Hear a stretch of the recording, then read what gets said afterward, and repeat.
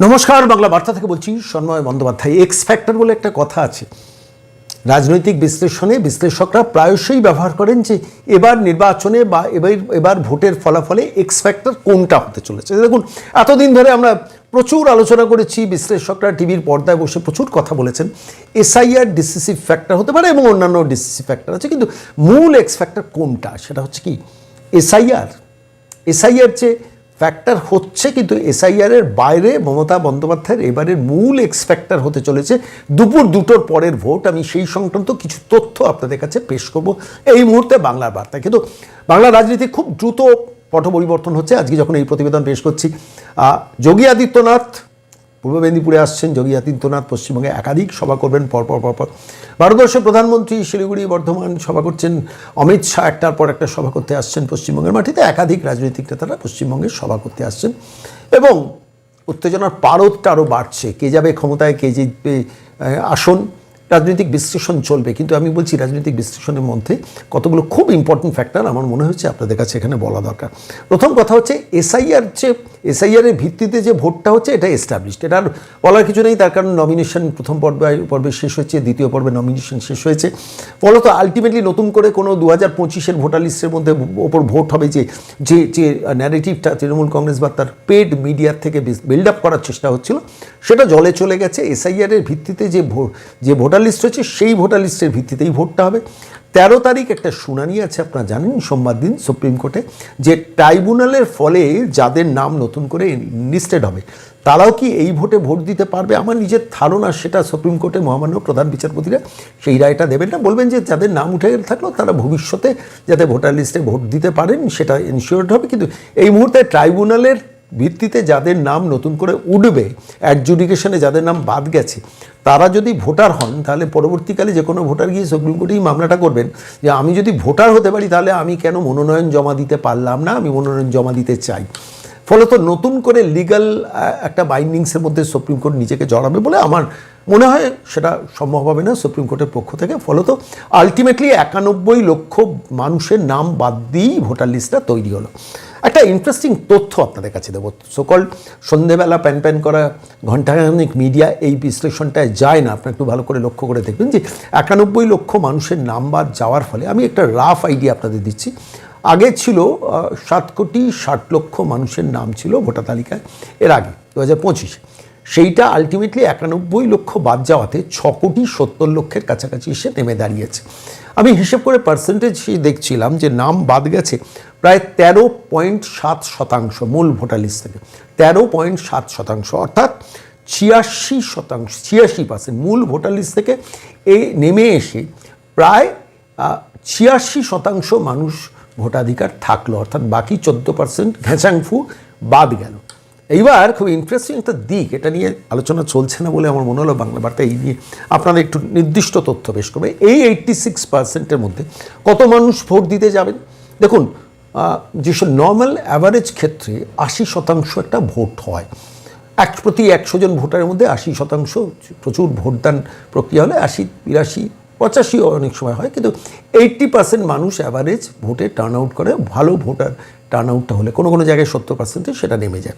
এবার এই 80% আমি হিসেব করে দেখছিলাম যে 86% ভোটার, ধরুন আগে ছিলেন 100 জন ভোটার, এখন সেটা 86 জন ভোটার। এই 86 জন ভোটারের মধ্যে 20% কত হতে পারে? 20% হচ্ছে 17 বাদ যাবে, অর্থাৎ 86-র মধ্যে 20% হচ্ছে 17। এবার এই 17 যদি বাদ যায় 86 থেকে, তাহলে সংখ্যাটা গিয়ে দাঁড়ায় 70। এই 70-এর মধ্যেই এবার ভোটটা হচ্ছে, অর্থাৎ যে 20% ধরুন ভোট কেন্দ্রে যান না, এখনও ভোটার লিস্টে নাম আছে, অসুস্থ, কিংবা ধরুন বাইরে আছেন, ভোট কেন্দ্রে যাচ্ছেন না, বা ভোটের প্রতি অনীহা আছেন, ভোট দিতে যাচ্ছি না, নানাবিধ কারণ থাকতে পারে, বা জরুরি কারণে হয়তো হসপিটালে ভর্তি আছেন, জরুরি কারণে হয়তো অন্য রাজ্যে গেছেন কোনো নির্দিষ্ট কাজে, ফলত বা তার নামটা আছে ভোটার লিস্টে, তিনি বাংলার বাইরে থাকেন, তিনি ভোট দিতে আসতে পারছেন না। বহু মানুষ তো থাকেন।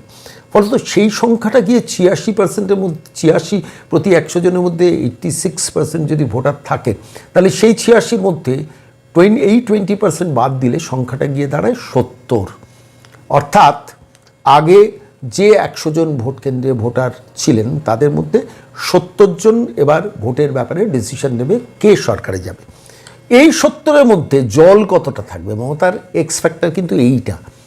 দুপুর 2টোর পর যে মানুষগুলো ভোট দিতে আসেন, ধরুন আমি বলছি দ্বিজেন মুখোপাধ্যায় প্রয়াত হয়েছেন, তিনি এসে ভোট কেন্দ্রে ভোট দিতে যাচ্ছেন। শ্রমিক ভট্টাচার্য কিছুদিন আগে বলছিলেন না যে আমি যদি আর একটু আগে যেতাম তাহলে আমার বাবার সঙ্গে দেখা হতো, কেন বহুকাল আগে বাবা মারা গেছেন, তার ভোটার লিস্টের নামটা আছে, আমি গিয়ে শুনলাম তিনি ভোট দিতে এসেছিলেন, তাহলে আমি একটু আগে গেলে আমার বাবার সঙ্গে দেখা হয়ে যেত। ফলত এই যে ভোটাররা তো এবার দুপুর 2টোর পর লাইন দিতে পারবেন না। দেখুন, তৃণমূল কংগ্রেস যে জালিয়াতিটা করে না, একাধিকভাবে জালিয়াতি করে, আমি জালিয়াতির বহর নিয়ে, বেসিক্যালি জালিয়াত দল তো, জালিয়াতির বহরটা মানে 2টো ক্যাটেগরি আছে। প্রথম কথা হচ্ছে সকালবেলা ভিড়ের মধ্যে কিছু ফলস ভোটার আগে ফেলিয়ে দেয়, মানে বুঝতে পারলো না, তার মধ্যে টুকটুক করে কিছু লোককে লাইনে দাঁড় করিয়ে দিল। আর দুপুর 2টোর পরে অ্যাট র্যান্ডাম বুথ দখল করে লাইন দাঁড়িয়ে বিকেল 5টায় ভোট শেষ হয়ে গেছে, 5টার পর কুপন হাতে নিয়ে দাঁড়িয়ে গেল। কে চ্যালেঞ্জ করবে, কে চার্জ করবে? নিজস্ব পুলিশ বাহিনী, নিজস্ব ক্যাডার বাহিনী নামিয়ে মমতা বন্দ্যোপাধ্যায়ের টিম ভোটটা লুট করে। এইবার সেই গুড়ে বালি, এবার সেটা কিন্তু করা মোস্ট ডিফিকাল্ট। কাজটা যে হবে না তা নয়, কিন্তু সংখ্যাটা কোনো পার্সেন্টেজের হিসেবে আসবে না। দুভাবে ক্যামেরা থাকছে ভোট কেন্দ্রের ভেতরে, যেখানে ভোট দিচ্ছেন সেখানে নয়, কিন্তু যেখানে প্রিজাইডিং অফিসাররা বসছেন সেদিকে ক্যামেরা থাকবেন, বাইরে মাইক্রো ক্যামেরা থাকবে। পুরো entire booth will be control by central reserve force. এবার অন্যান্য বারের সঙ্গে এবারে তফাৎ হচ্ছে, সিআরপিএফ আপনারা জানেন নর্মালি ম্যানেজড বাই তৃণমূল এবং পুলিশ তারা হতো, সেইটাকে এবার কিন্তু নির্বাচন কমিশন কেটে দিয়েছে। কোনো রকম বুথের ধারে কাছে কোনো সিভিক ভলেন্টিয়াররা থাকতে পারবে না, এন্টায়ারলি নিয়ন্ত্রণটা থাকবে সিআরপিএফের। তারপর মাইক্রো অবজার্ভার, তারপর সেন্ট্রালি মনিটর্ড সমস্ত বুথগুলোর ক্যামেরা সেন্ট্রালি অপারেটেড হবে, ডিএমের অফিসে অপারেটেড হবে এবং জেলা শাসকের অফিসে, প্রত্যেকটা জেলার অপারেটেড হবে, প্রত্যেকটা লোকাল রিটার্নিং অফিসারের অফিসে সেখানে ক্যামেরা থাকবে, সেখানে মনিটরিং হবে এবং রাজ্য নির্বাচন কমিশনের দফতরে মনিটরিং হবে। কোনো একটা এন্ডে, কোনো বুথে কোনো রকম ঝামেলা করার চেষ্টা হলে সঙ্গে সঙ্গে কিউআরটি টিম সেখানে হ্রাস করে। এটা একটা দিক। দ্বিতীয় দিক যেটা হচ্ছে সেটা হচ্ছে অন্যান্য ভোটের থেকে তফাৎ, এবার প্রিজাইডিং অফিসাররা অনেক চাপে থাকবেন। অনেক সময় অনেক প্রিজাইডিং অফিসাররা ম্যানেজ করে নেন, যাকে বাবা যা হচ্ছে হোক, ও ভোটটা হয়ে যাক, কোনো রকম আমি নিজে বাড়ি ফিরি, পরিবারের কাছে ফিরি। এবারে কিন্তু প্রিজাইডিং অফিসার জানেন যে তিনি যদি কোনো জালিয়াতিকে প্রশ্রয় দেন তাহলে তো চাকরিটা যেতে পারে। আপনি দেখেছেন গতকাল 12 জন আইপিএস অফিসারকে একসঙ্গে নির্বাচন, যখন 23 তারিখ আর দুয়ারে নির্বাচন, প্রায় 10-11 দিন বাকি, তখন 12 জন আইপিএস অফিসারকে সরিয়ে দিল নির্বাচন কমিশন।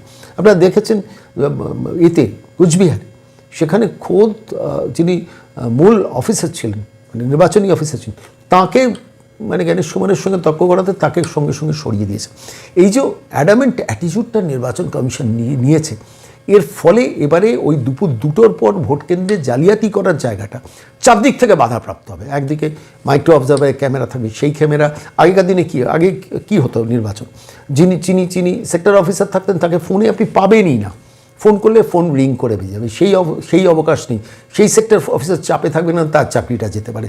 যিনি presiding officer, first polling officer, second polling officer, তাঁদের চাকরি নিয়ে টানাটানি হতে পারে, সেই সিচুয়েশন। পুলিশ ধারে কাছে ঘেঁচতে পারবে না, সমস্তটাই সিআরপিএফ নিয়ন্ত্রণ করবে। ফলত সেই জায়গায়, এবং সেই সিআরপিএফ যদি তৃণমূল কংগ্রেসের পার্টি অফিসে গেছেন ক্যারাম খেলতে, চাকরি গেছে, ইফতার পার্টিতে গেছে সৌজন্য বজায় রাখতে, তাদের 7 জনের চাকরি গেছে, তার মধ্যে 3 জন জেলে চলে গেছে। এই যে ভয়ানক অবস্থাটা সেন্ট্রাল রিজার্ভ ফোর্সের উপর আছে, এবং তাদের ডিজিরা এসে তাদের মিটিং করে তাদের ট্রেনিং দিচ্ছেন পরিষ্কার যে কোনো রকম কোনো পলিটিক্যাল লোকের সঙ্গে কোনো আতিথেয়তা গ্রহণ করা যাবে না। মমতা বন্দ্যোপাধ্যায়ের পক্ষে বা অভিষেক বন্দ্যোপাধ্যায়ের পক্ষে চিন্তার জায়গাটা এইটা, বেসিক্যালি একটা চৌর্যবৃত্তির সাম্রাজ্য, তো একটা জাল এবং চোরেদের একটা গ্যাং এটা। ফলত তারা এই দুপুর 2টোর পর যে ভোটটা করেন সেই ভোটটা তো করাতে পারবেন। এটাই কিন্তু এইবারের নির্বাচনে খুব এক্স ফ্যাক্টর হয়ে দাঁড়িয়েছে। আমি বলছি অনেক ফ্যাক্টর আছেন, হিন্দু ভোট কনসলিডেশন আছে, তৃণমূল মানে চোর, চোর মানে তৃণমূল, ডাকাত মানে তৃণমূল, তৃণমূল মানে ডাকাত। মানুষের পারসেপশনে চলে গেছেন। শিক্ষিত বেকাররা দীর্ঘশ্বাস ফেলেন, প্রাইভেট টিউশনি করে সংসার চালান, জানে তৃণমূল এলে আমার চাকরিটা থাকবে না। মহিলাদের ভাতা দিয়ে অ্যাবসর্ব করার চেষ্টা করছেন, সেখানে আবার ঘি ঢেলে দিয়েছে বিজেপি, বলছেন আমরা ক্ষমতা এলে 3,000 টাকা দেবো। আবার চাকরি যতদিন না পাবেন 15,000 টাকা পাবেন বেকাররা। এইসব নানান ফ্যাক্টার্সগুলো টুকরো টুকরো অ্যাড হয়েছে। কিন্তু আমার কাছে মনে হচ্ছে সবথেকে ইম্পর্টেন্ট মমতা বন্দ্যোপাধ্যায়ের সংকটের জায়গাটা, অনেকগুলো জায়গার মধ্যে একটা সবথেকে বড় এক্স ফ্যাক্টর হচ্ছে দুপুর 2টোর ভোটটা আমি করাতে পারবো না। দেখুন 91 লক্ষ নামকে উনি ফেরাতে পারবেন না, এটা এস্টাবলিশড ফ্যাক্ট। ওই ট্রাইব্যুনাল ওগুলো চলছে, ওতে আলটিমেটলি ফল কিছু হবে না। 50,000 1 লাখের ভোটের হয়তো এপাশ ওপাশ হতে পারে, কিন্তু আলটিমেটলি যে 91 লক্ষ মানুষের নাম বাদ গেল সেটা হচ্ছে বেসিস। এই 91 লক্ষ মানুষের যারা থাকেন না, ডুপ্লিকেট ভোটার, ভুয়ো ভোটার, বহুকাল আগে মারা গেছেন, এই সংখ্যাটা তো এবার ভোটার হতে পারবেন না এই নির্বাচনে। এদের জন্যই তো দুপুর দুটোর যে লম্বা লাইনটা হতো, এই লাইনটা হতো। ফলে সেখানটা যেমন বেসটা 91 লক্ষ বাদ গেছে, কিন্তু তারপরেও যে 20% ভোট কেন্দ্রে অ্যাপিয়ার করবেন না তাঁদের ভোটটা দেওয়া, সেই ভোটটা দেওয়ার জায়গাটা অনেকটা সংকট বেড়ে গেছে। এবার এর মানে তৃণমূল কংগ্রেসের পক্ষে সেটা নেক্সট টু ইম্পসিবল একটা জায়গায় গিয়ে দাঁড়িয়েছে। এই পরিস্থিতিতে দাঁড়িয়ে আরও অনেকগুলো ফ্যাক্টর কাজ করছে। যেমন ধরুন, সম্প্রতি আমি মালদহ জেলায় কথা বলছিলাম, মালদহে যে 12টি আসন আছে, এবারে কিন্তু কংগ্রেস পেনিট্রেট করছে মালদহ জেলায়। ফলে এটা কিন্তু তৃণমূলের পক্ষে মাথা ব্যথার কারণ। তৃণমূল সাকসেসফুলি একটা জিনিস করেছে, একটা স্ট্রিং অপারেশন করিয়ে মিমের সঙ্গে হুমায়ুনের দলের বিচ্ছেদ ঘটিয়ে দিয়েছে। কিন্তু মালদহে এক্স ফ্যাক্টর, কিন্তু মূল ফ্যাক্টর হবে কংগ্রেস কতটা ভোট টানবে। কংগ্রেস 2-4টে সিটও মালদায় পেয়ে গেলেও যেতে পারে। এর ফলে তৃণমূলের কিন্তু ভরাডুবিটা মালদহে মানে অবশ্যম্ভাবী, যদি কংগ্রেস কয়েকটা সিটে ভালো ভোটটা টেনে নেয়। কেন এন্টায়ার গণি পরিবার সেখানে মালদহের অপারেটর। মৌসুম নূর সম্প্রতি তৃণমূল ছেড়েছেন, সেটাও আপনারা জানেন। মুর্শিদাবাদে কী হতে পারে? মুর্শিদাবাদের এক্সপেক্টটা অবশ্যই হুমায়ুন, বাবরি মসজিদ, কিছু সবাই কোনো সিটে প্রচুর ভিড় হচ্ছে হুমায়ুনের সবাই। হুমায়ুন কি কোনো সিট জিততে পারবেন সেটা সময় বলবে, আমি সেটা বিশ্লেষণে এখানে যাচ্ছি না।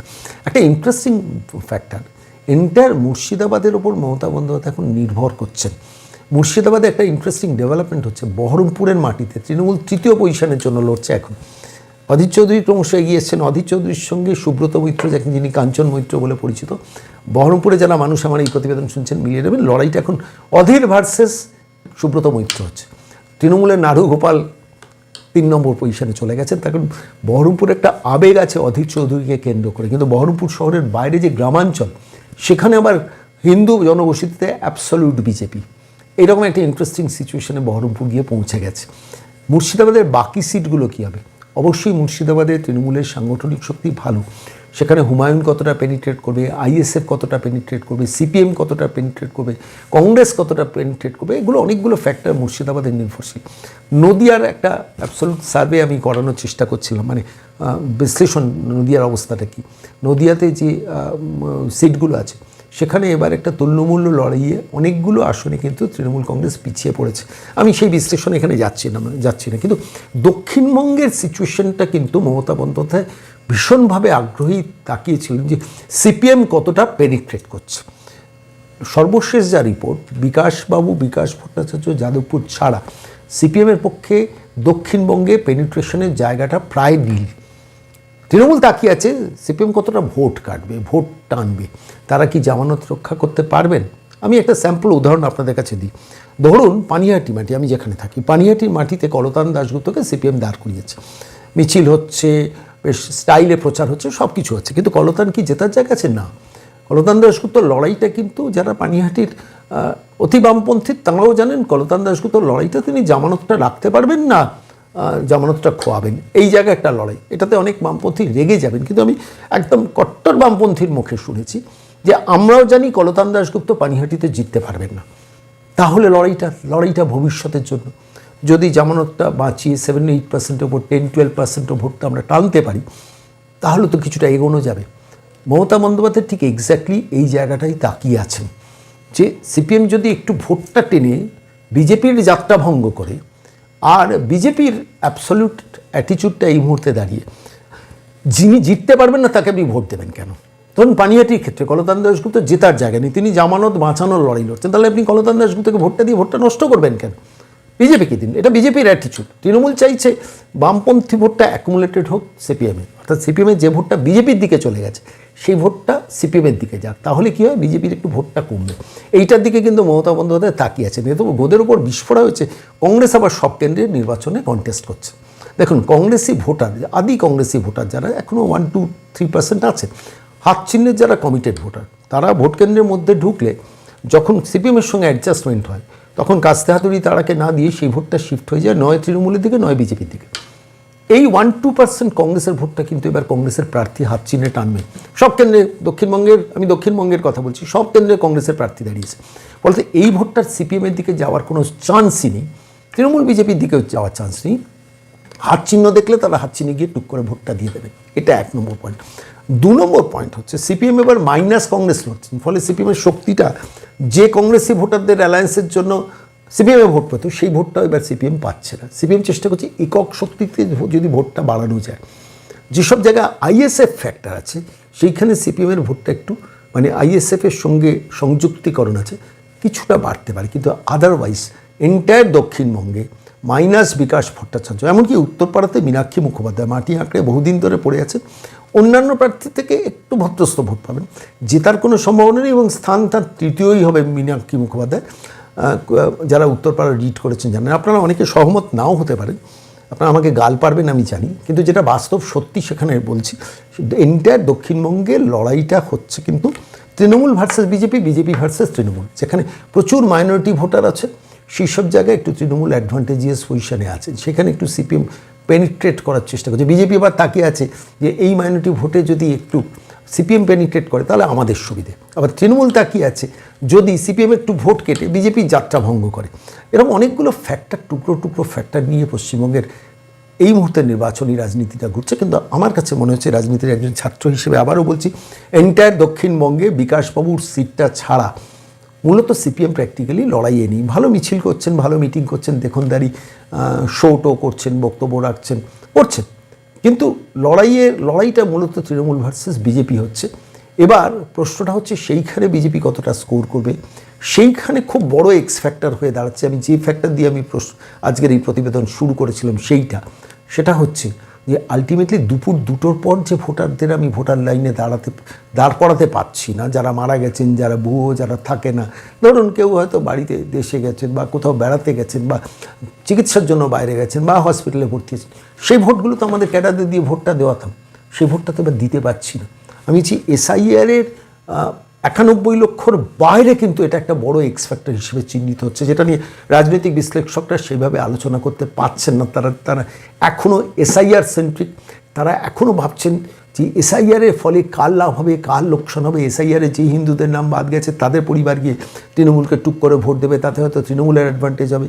আবার এসআইআরে যে মাইনরিটি কমিউনিটির মানুষের ভোটারদের বাদ গেছে, তার ফলে আলটিমেটলি লাভটা হবে, গেনটা হবে বিজেপির।